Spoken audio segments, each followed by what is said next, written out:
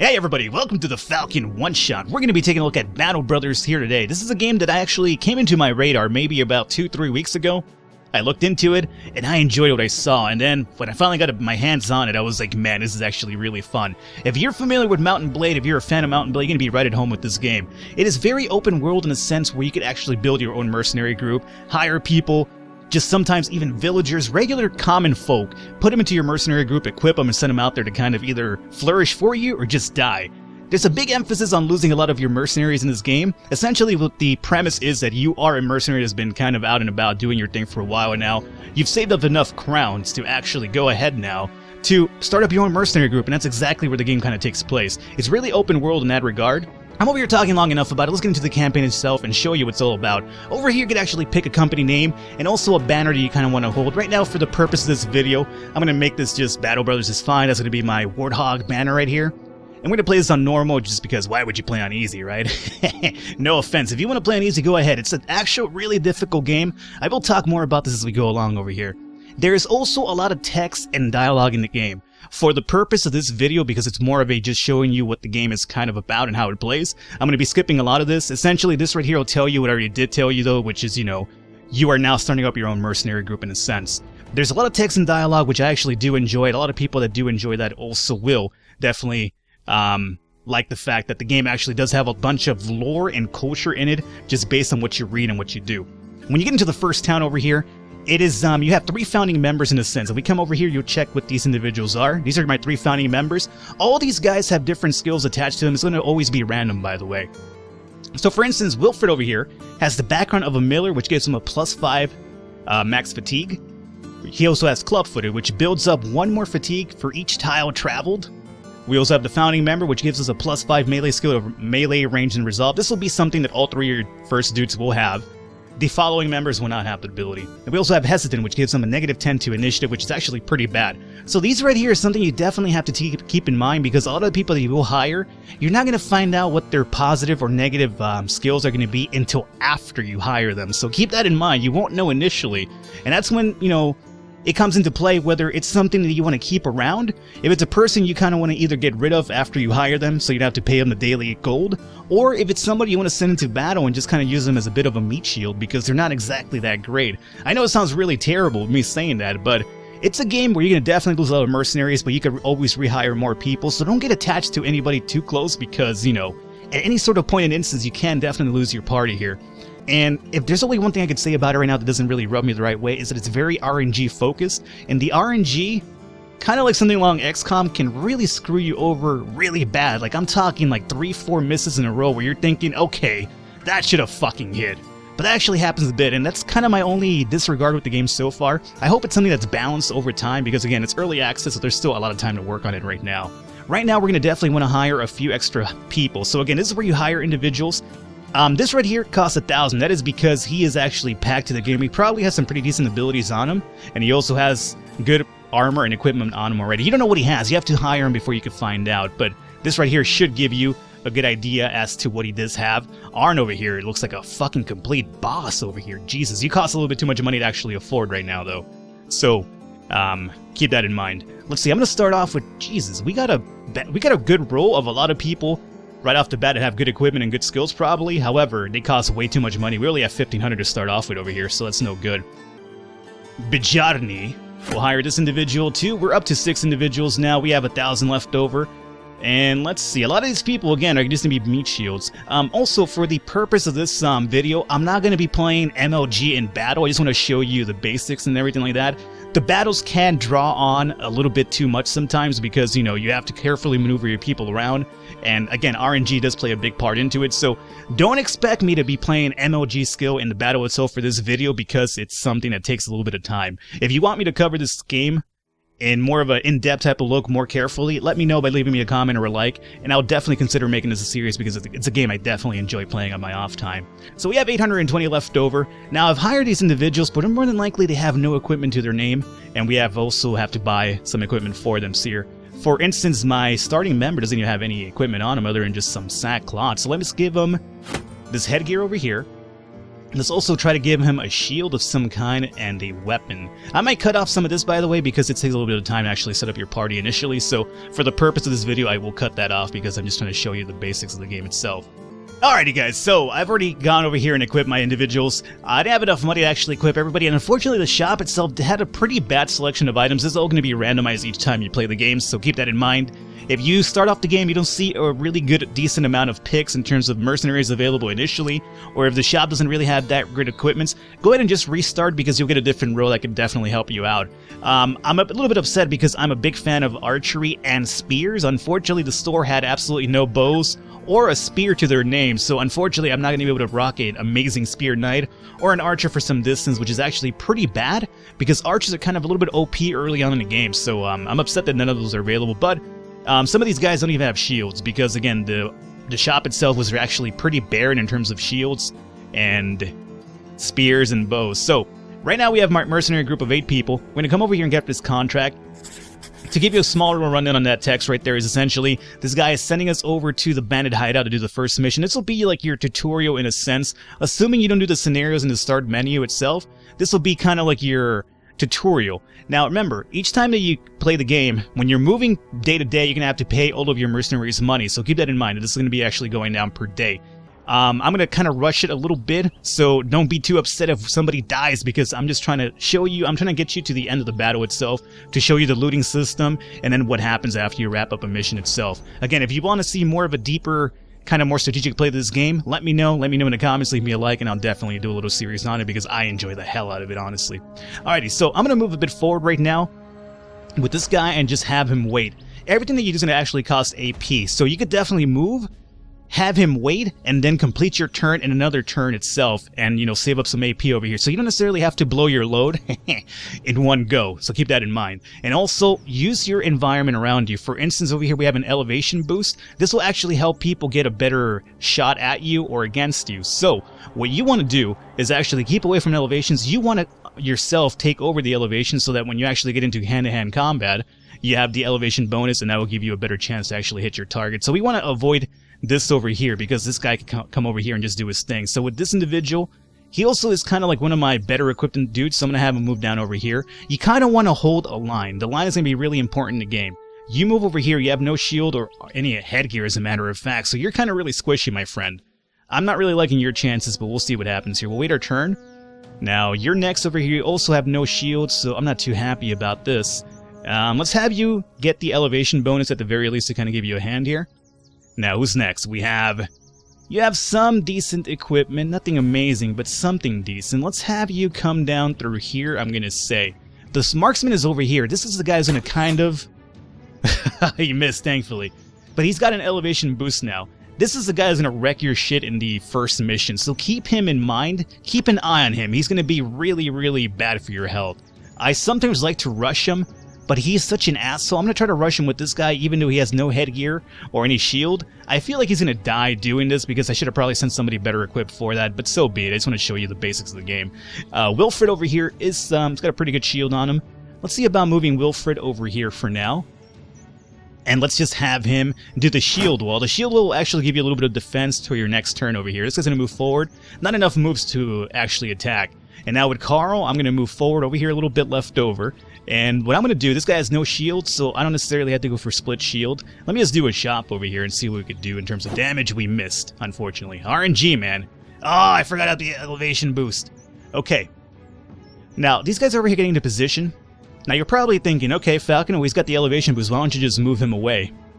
Whenever you move somebody from a hand-to-hand combat scenario, especially this right here, they will actually go back, but they're going to actually require 2 attacks from these guys. So before I can move him back, this guy and this guy will take a swing at me. And if they hit, I don't go anywhere.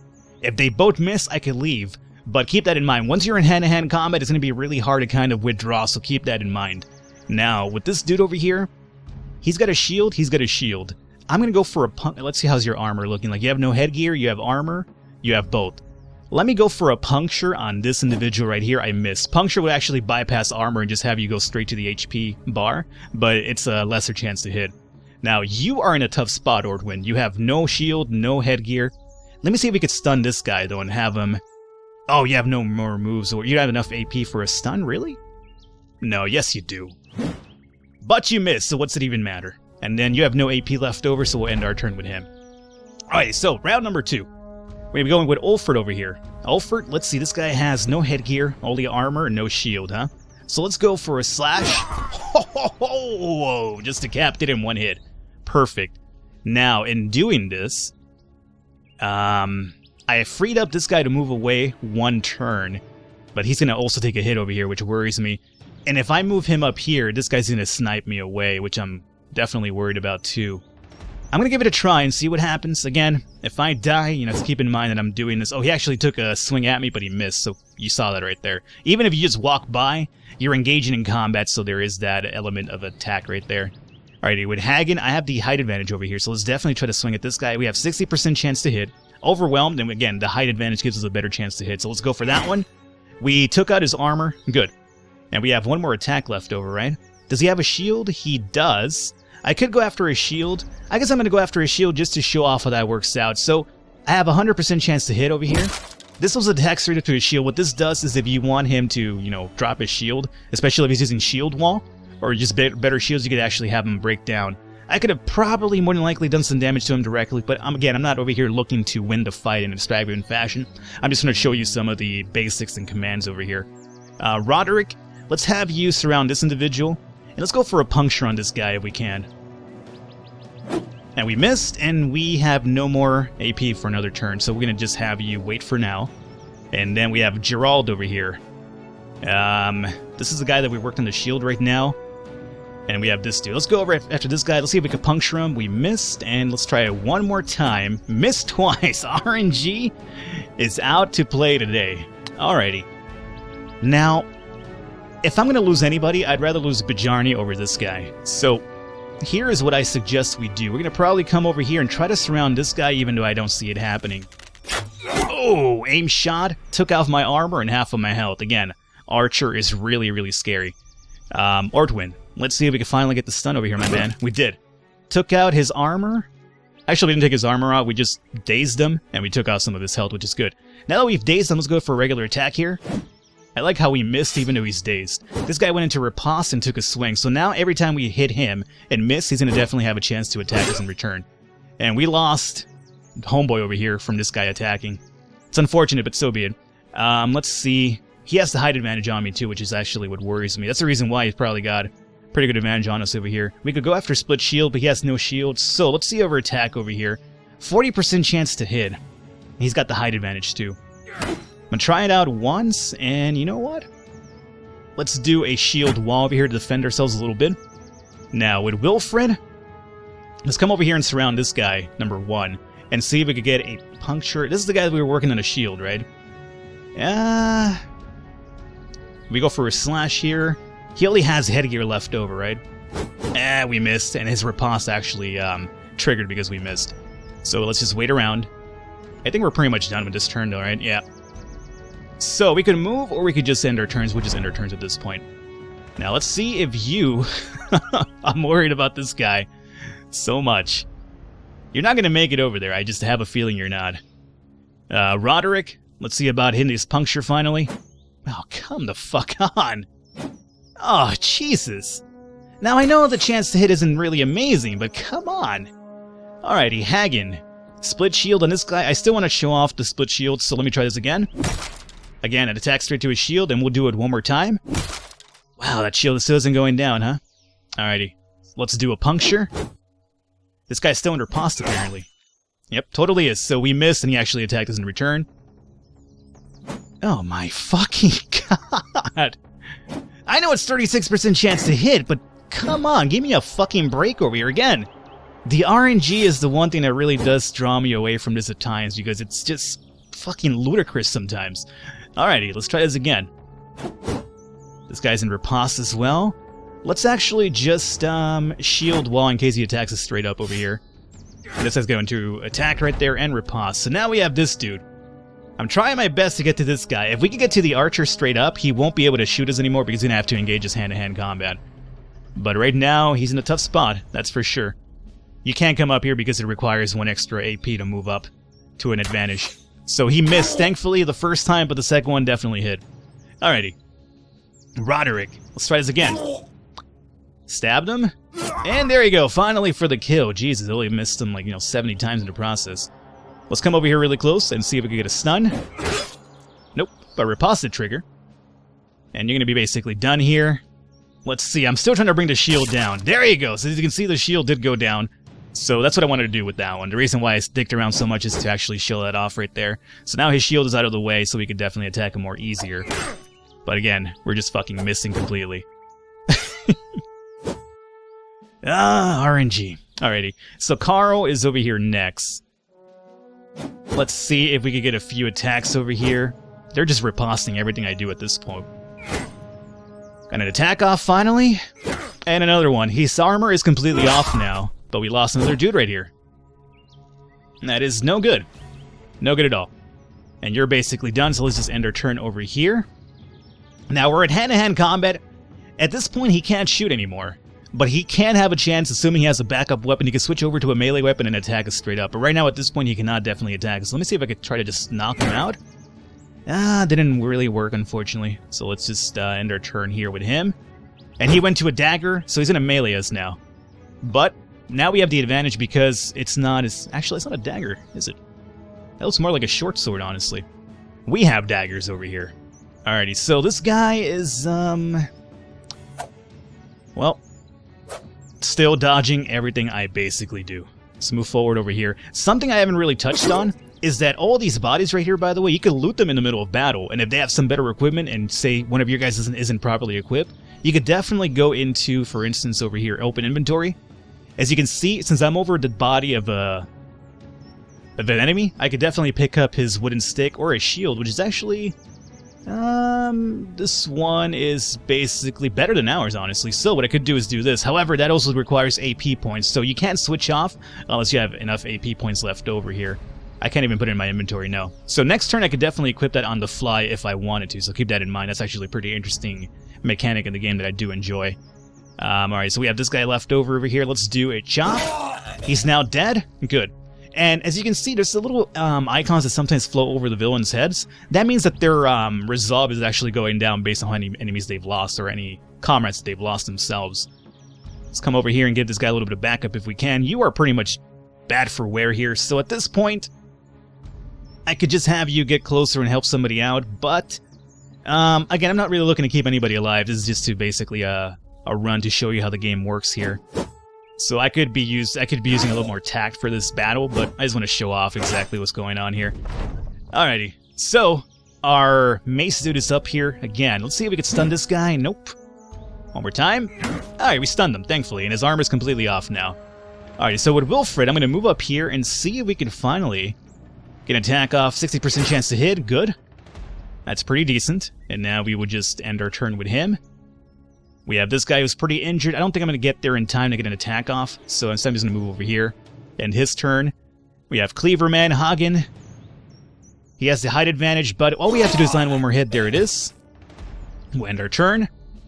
Just end our turn at this point. I could be rushing this guy over here. And that's enough for the kill right there. Alrighty, so, we lost a few people, obviously. Quite a few people. Again, don't be too upset. I was just kind of speeding the fight itself because I didn't want to take too long with it.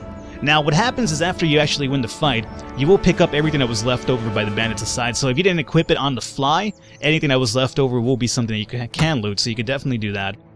And we have some more money that we got from this, and we have some food and medical supplies. The medical supplies are actually be healing up your party as the game goes on. So if you did take any damage and you survived, you will be able to heal that damage over time, so keep that in mind. Alrighty, so I'm going to call it an episode here, or at least wrap it up. I just wanted to show you guys what Battle Brothers is all about. Again, don't be too upset about the bad maneuvers on my part. I was just trying to speed it up because each of these battles can last a bit of time because a lot of the enemies will flee. It's all about careful positioning, and that's what I really enjoy about the game. But for a let's look at video, I don't necessarily want it to run 40 minutes. I just want you to get the gist of it. So hopefully you guys enjoyed it. Leave a thumbs up, leave a like to support this a lot. If you want to check out Battle Brothers for yourself, check out the description below. There should be a link to the game itself on Steam.